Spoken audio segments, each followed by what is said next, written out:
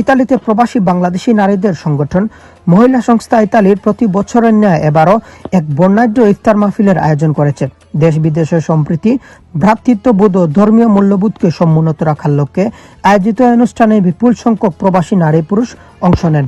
ইফতার মাহফিলটি ইতালির রাজধানী রোমের একটি স্থানীয় মিলনায়তনে অনুষ্ঠিত হয়। সংগঠনের সভাপতি সৈয়দা মাসুদা আক্তারের সভাপতিত্বে সাধারণ সম্পাদক রওশনা মন্নি ও সাংগঠনিক সম্পাদক শারমিন জাহান সুবর্ণার যৌথ পরিচালনায় অতিথি হিসেবে উপস্থিত ছিলেন মহিলা সমাজ কল্যাণ সমিতি ইতালির সভাপতি লায়লা শাহ, সঞ্চারী সঙ্গীতায়নের কর্ণধার সুস্মিতা সুলতানা, ধূমকেতু সোশ্যাল অর্গানাইজেশনের সদস্য মৌসুমী মিদা, উইমেন্স পাওয়ার গুরুত্বশীলনের সভাপতি রিনা আক্তার, নারী নেত্রী নয়না আহমেদ, সালমা আক্তার সহ অনুষ্ঠানে ইতালিতে বসবাসরত বিভিন্ন সামাজিক, সাংস্কৃতিক ও আঞ্চলিক সংগঠনের প্রতিনিধিরাও উপস্থিত ছিলেন।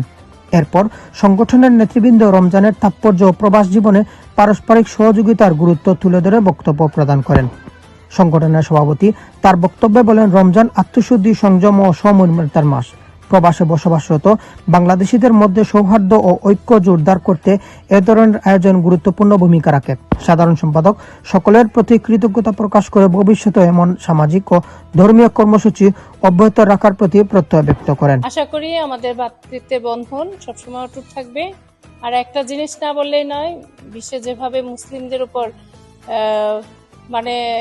যুদ্ধ অত্যাচার শুরু হয়েছে, আমরা মন থেকে আল্লাহ পাকের দরবারে এই রমজানে প্রার্থনা করি যেন আমাদের যুদ্ধ বিগ্রহ থেমে যায়, আমরা যেন সবাই শান্তিতে বসবাস করতে পারি। একটা সুন্দর পৃথিবী আমরা চাই। প্রাণবন্ত পরিবেশে একে অপরের সঙ্গে কুশল বিনিময় ও মত বিনিময়ের মধ্য দিয়ে ইফতার মাহফিলটি এক মিলন মেলায় পরিণত হয়।